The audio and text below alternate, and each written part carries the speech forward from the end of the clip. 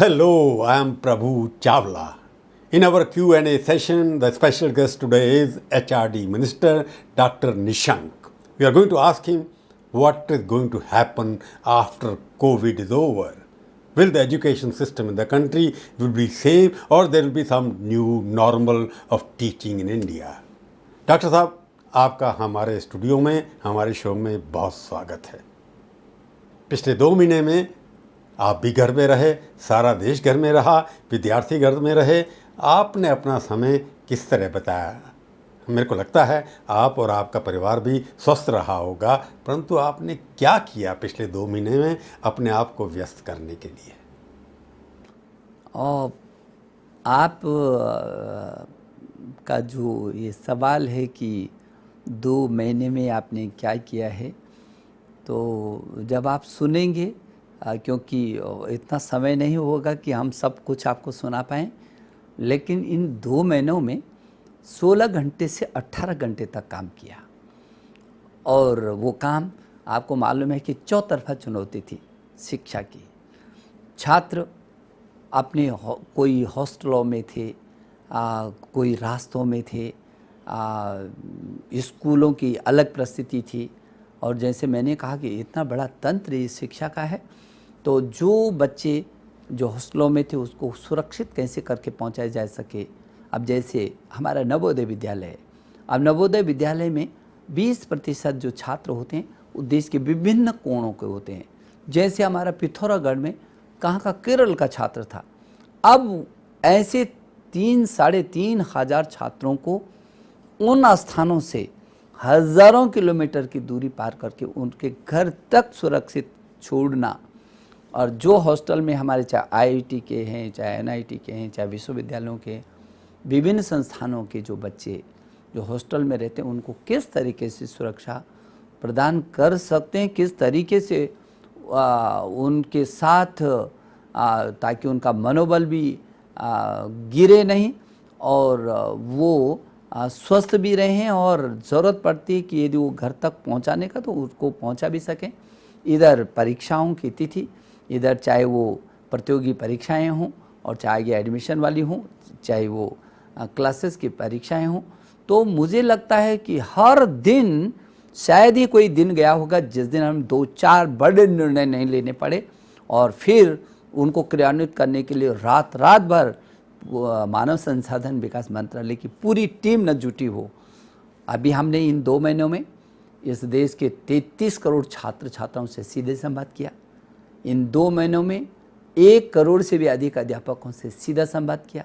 इन 2 महीनों में अभिभावकों से, जो 33 करोड़ छात्र हैं, यदि उनके माता पिता को भी लगा दिया तो 66 करोड़ होते हैं और बच्चे सहित तो 99 करोड़ हो जाते हैं।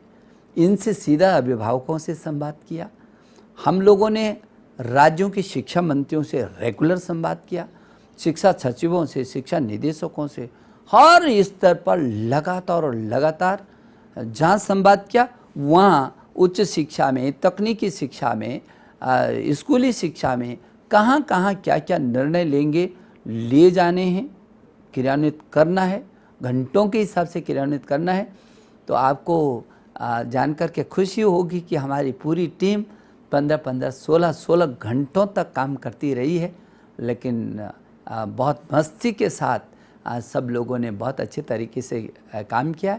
और मेरा तो सौभाग्य है कि मुझे लिखने पढ़ने का भी थोड़ा सा अलग सा एक जुनूनी रहा है, तो मैंने भी कुछ इस कष्ट के समय में बहुत सारी कहानियों को, जो चीज़ें मेरे सामने गुजरी हैं, उनको कहानी के रूप में भी दिया है। डॉक्टर साहब, the biggest question is when will it be safe to open school and colleges again?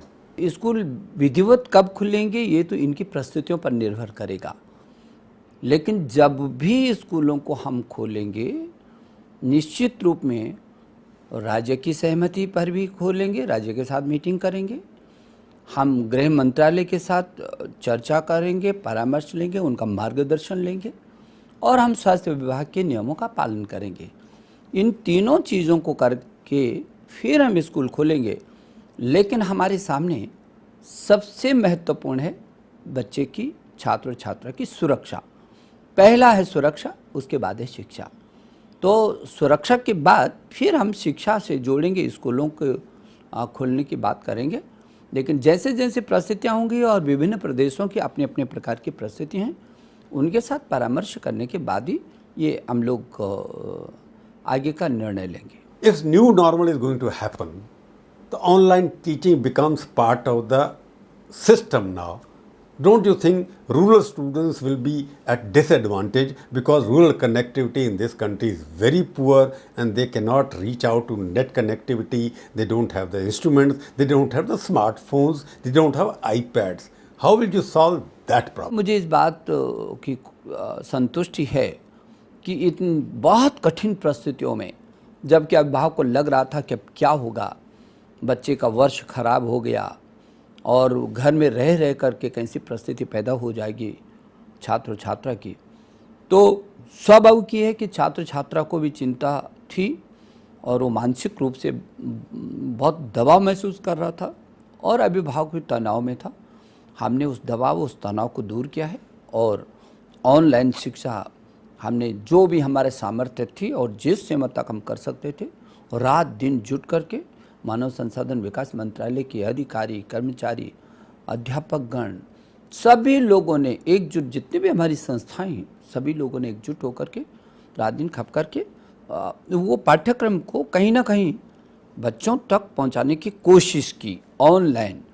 तो आपका ये कहना कि ऑनलाइन क्या इसकी ज़रूरत भविष्य में बन जाएगी, तो स्वाभाविक ही है, बच्चा घर पर है, वो बाहर घूम भी नहीं सकता, इधर उधर जा भी नहीं सकता, तो उसको जो वर्तमान परिस्थितियाँ दिखती हैं, वो वर्तमान परिस्थितियों से लगता है कि आगे तक हम अध्यापक गण की मदद से उसको ऑनलाइन शिक्षा, उसके पाठ्यक्रम को उस तक कैसे पहुंचा सकते हैं। ये भविष्य में भी जब तक ये परिस्थितियाँ शांत नहीं होती हैं, परिस्थितियाँ ये बदलती नहीं हैं, अच्छी नहीं हो जाती, तब तक तो ये करना पड़ेगा। लेकिन आपका जो ये कहना है कि जो ग्रामीण क्षेत्र का बच्चा है उस तक हम लोग कैसे पहुंचेंगे, मेरी भी चिंता है, मेरे प्रधानमंत्री जी की चिंता है। प्रधानमंत्री जी हमेशा से कहते रहे हैं, अंतिम छोर पर बैठे रहने वाला बच्चा वो शिक्षा से वंचित नहीं रहना चाहिए, और इसीलिए ये जो ऑनलाइन शिक्षा की दिशा में वो बार बार हमारा मार्गदर्शन भी करते हैं। हमने स्वयं पोर्टल पर लगभग 80,000 से 1 लाख तक कंटेंट हमारे पास पाठ्य सामग्री है। हमारे पास दीक्षा पोर्टल के अलावा ई पाठशाला है और इन पर CBSE की सारी पुस्तकें और जो NCERT की पुस्तकें और CBSE का पूरा कोर्स इन पर कई भाषाओं में, लगभग 15 भाषाओं में उपलब्ध है हमारे पास स्वयं है, हमारे पास स्वयं प्रभा है। अब जिन छात्रों के पास ना नेट है, नेट की सुविधा उपलब्ध नहीं है और स्मार्ट टेलीफोन नहीं है, उन तक पहुंचने के लिए हम ये जो 24 घंटे ये 32 चैनल चलेंगे हमारे स्वयं प्रभा के, उन स्वयं प्रभा के 32 चैनल को हम एक क्लास को एक चैनल दे करके 24 घंटे उसको चलाएंगे। DTH पर होगा और उसको डिश TV के अलावा टाटा स्काई पर देंगे और भी चैनलों से लगातार हमारी बातचीत चल रही। 3-4 चैनलों पर तो निश्चित हो गया, लेकिन हमारी जो लक्ष्य है वो अंतिम बच्चे तक पहुंचने का है और उसके लिए अभी हमने एक कमेटी भी गठित की है।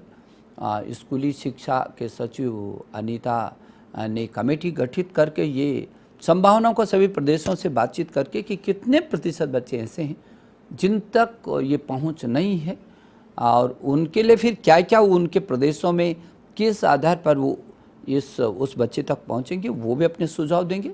तो एक कमेटी का गठन किया है, उसकी रिपोर्ट भी आएगी, लेकिन हम चुप नहीं बैठे हुए हैं। उस बच्चे तक पहुंचने की, चाहे रेडियो के माध्यम से पहुंचेंगे, टीवी के माध्यम से पहुंचेंगे, भिन्न भिन्न और भी माध्यम कैसे करके वो अंतिम छोर पर बैठे रहने वाले बच्चों तक पहुंचेंगे और हम इसमें सफल होंगे। I'll try to stop here, Dr. Saab. When the colleges and institutes are open, formally, whenever they are open, do you think the educational teaching procedures will be same? It will be the same normal teachers coming to school, colleges, going to the classes, giving lectures, or there will be much more online teaching as part of the Indian teaching system? अभी school में तो आपको मालूम है कि CBSE जो board की कुछ परीक्षाएं रह गई थी, उन शेष परीक्षाओं को 1 जुलाई से और 15 जुलाई तक केवल 29 पेपर हैं, उनको करने का तिथि घोषित हो रखी हैं। और उसमें भी बहुत कठिन, यदि कहीं रेड जोन होगा तो उस पर भी विचार करेंगे। लेकिन ये जो 1 जुलाई से और 15 जुलाई तक जो परीक्षा है सीबीएसई बोर्ड की, उसमें भी ये सुविधा दी है कि जहाँ 5000 केंद्र होते थे परीक्षा के, अब वो उन केंद्रों में बच्चे को जाने की ज़रूरत नहीं, जो स्कूल उसका है उसी स्कूल में वो अपनी परीक्षा देगा। तो एक सुविधा तो ये होगी, वो तनाव मुक्त रहेगा। हाँ, उसको अपने स्कूल में परीक्षा देनी होगी। दूसरा, जब ये हमने घोषणा की थी तो उसके बाद काफ़ी अभिभावकों के और बच्चों के मेरे पास संदेश आए। जैसा हम तो हॉस्टल में रहते थे, लेकिन अब हम इस दूसरे प्रदेश के हैं, बहुत दूरस्थ क्षेत्रों में हैं, हम सैकड़ों हज़ारों किलोमीटर हमको अपने स्कूल में जाना पड़ेगा। तो हमने दूसरा बड़ा कदम उठाया कि नहीं, आपको आने की ज़रूरत नहीं है, आप जाएँ वहीं परीक्षा दें। आप जो आपका जिस जनपद में है और जो निकटस्थ आपका स्कूल है, उसकी सूचना अपने स्कूल को दीजिए। और सीबीएसई बोर्ड ने निर्णय लिया है कि वो परीक्षा उसकी वहीं पर होगी। तो जहाँ ये निर्णय लिया है हमने, वहीं उच्च शिक्षा में भी निर्णय लिया। जो कठिन से कठिन समय में और जहाँ रेड जोन होगा, वहाँ पर अभी हम लोगों ने ये तय किया है कि जो पहले वर्ष का बच्चा होगा, पहले सेमेस्टर का होगा, उसको 100% आंतरिक मूल्यांकन पर उसको पदोन्नति देंगे।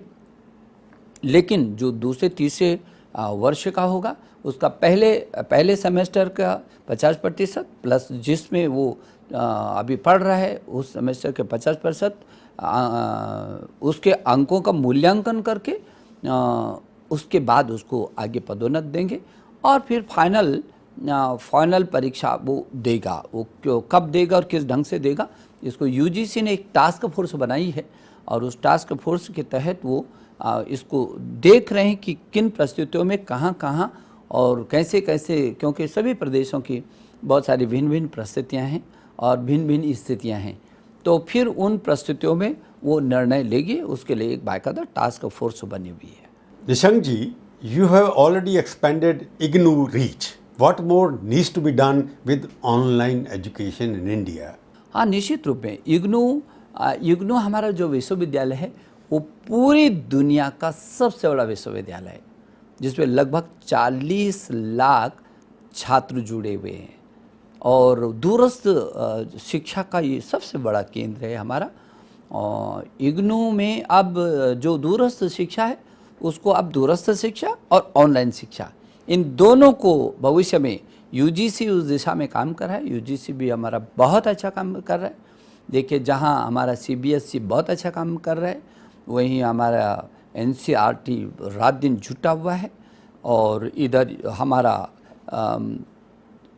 यूजीसी रात और दिन खप करके इन सारी परिस्थितियों का मुकाबला हम लोग कर रहे हैं। ये कोविड समय एक बड़ा लर्निंग अपॉर्चुनिटी हम सबके लिए है। इसमें 3 चीज़ मुख्य है, एक पॉलिसी, 2 पीपल और तीसरा चीज़ है प्रोसेस। आने वाले समय में इन तीनों में क्या परिवर्तन होने वाला है, पॉलिसी में और पीपल में और प्रोसेस में क्या परिवर्तन होने वाला है? अपने आप ही परिवर्तन होंगे और हो रहे हैं ना। परिस्थितियाँ नीति भी बनाती हैं और नियम भी बनाती हैं और उसको क्रियान्वित भी कराती हैं। अभी आपने देखा कि अचानक पूरा देश, पूरी दुनिया जिस महासंकट से होकर के गुजरी है, तो सब रास्ते निकले हैं और शिक्षा का भी ये रास्ता निकला कि हम लोगों ने बच्चों को पढ़ाना, घर ही पर पढ़ाना शुरू किया, ऑनलाइन पढ़ाना शुरू किया। अब नीति बना रहे हैं कि किस तरीके से नीति बनेगी, आगे किस तरीके से होगा, कैसे वो क्रियान्वित होगा और उसका जो पाठ्यक्रम कैसे होगा, किस तरीके से जो पाठ्यक्रम है उसमें और आकर्षकता कैसे करके लाई जा सकती है। तो ये सब नीति भी बनेंगी, नियम भी बनेंगे और उसका क्रियान्वयन भी होगा, लेकिन होगा। Sir, Is the government thinking of a private-public partnership when it comes to using apps to help students? देखिए, जहाँ तक बात है कि जो निजी ऐप का, और जैसे मैंने अभी कहा कि सभी संस्थाओं को हमने निवेदन किया है कि वो क्या मदद कर सकते हैं, लेकिन हाँ, हम केवल इसी पर निर्भर नहीं हैं। हम केवल जो हमारा सरकारी तंत्र से हमको तत्काल तैयार करना है डिजिटल सामग्री, केवल हम उसी पर निर्भर नहीं हैं।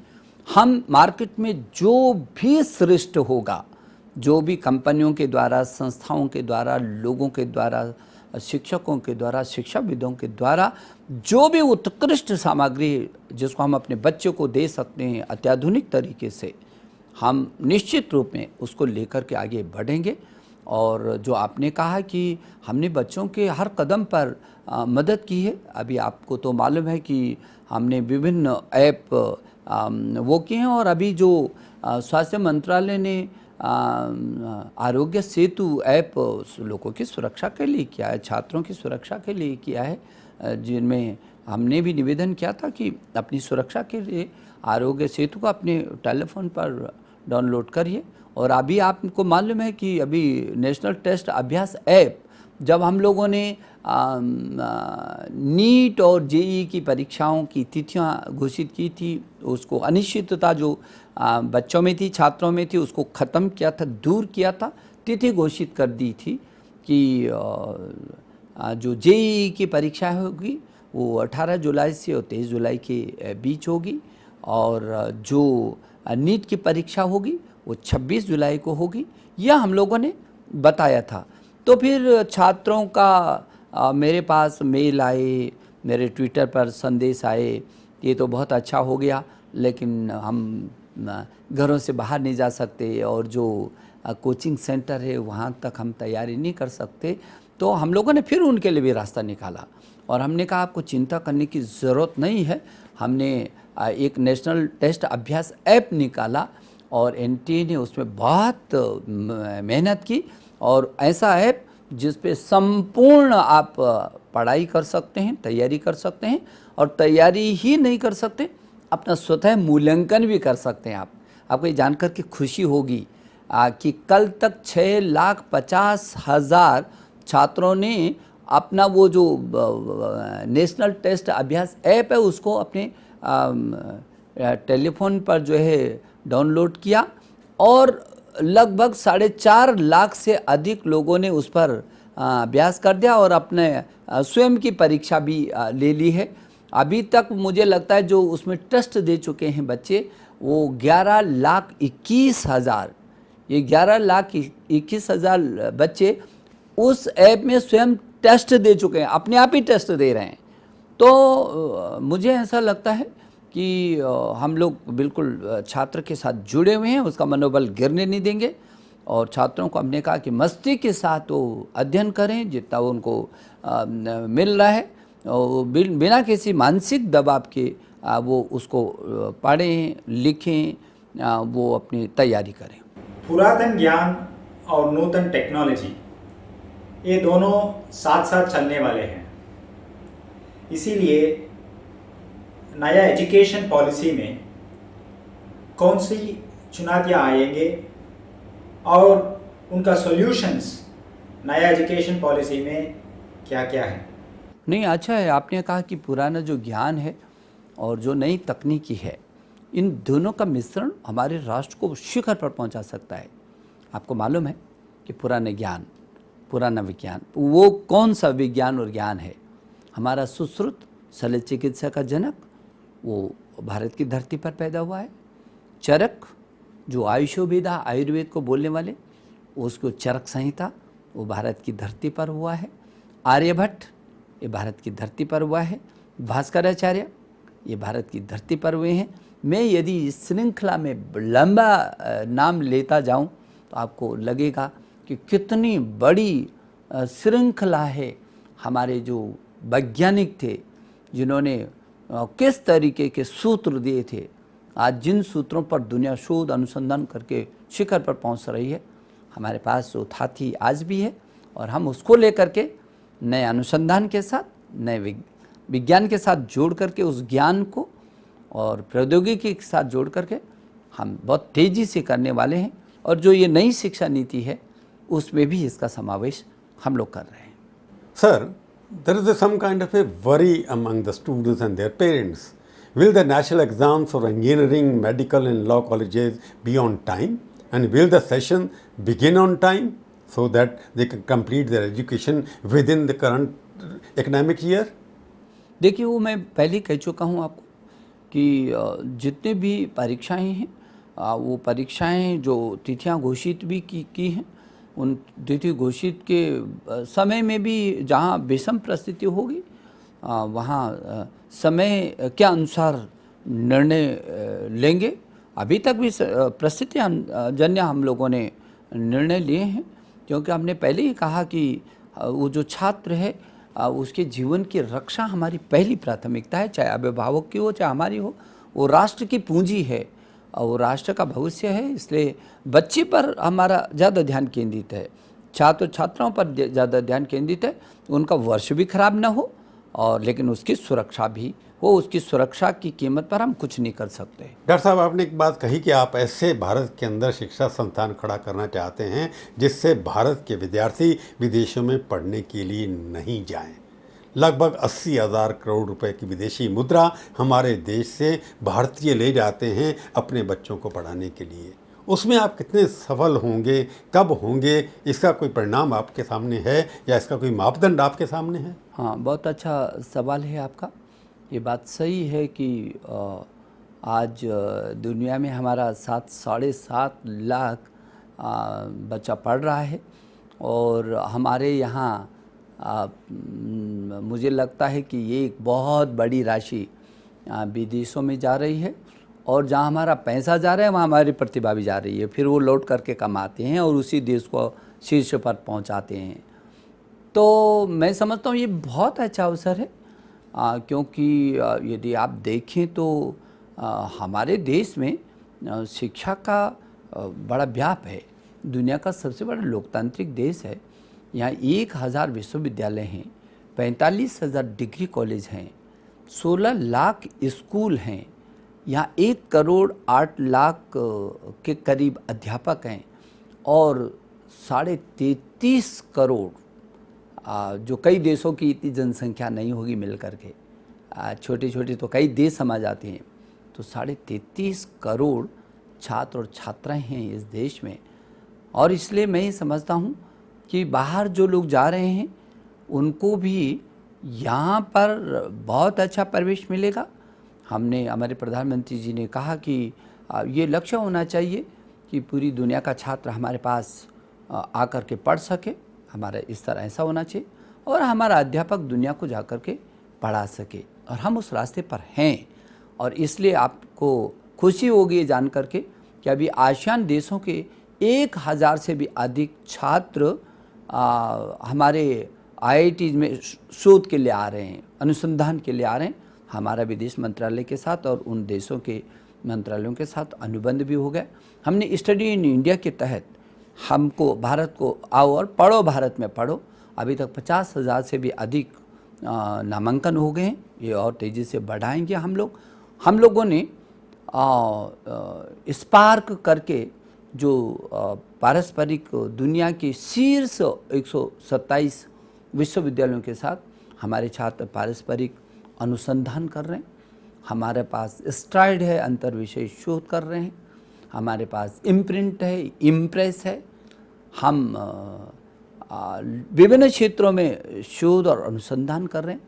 हमारे IITs आज पूरी दुनिया के शिखर पर हैं।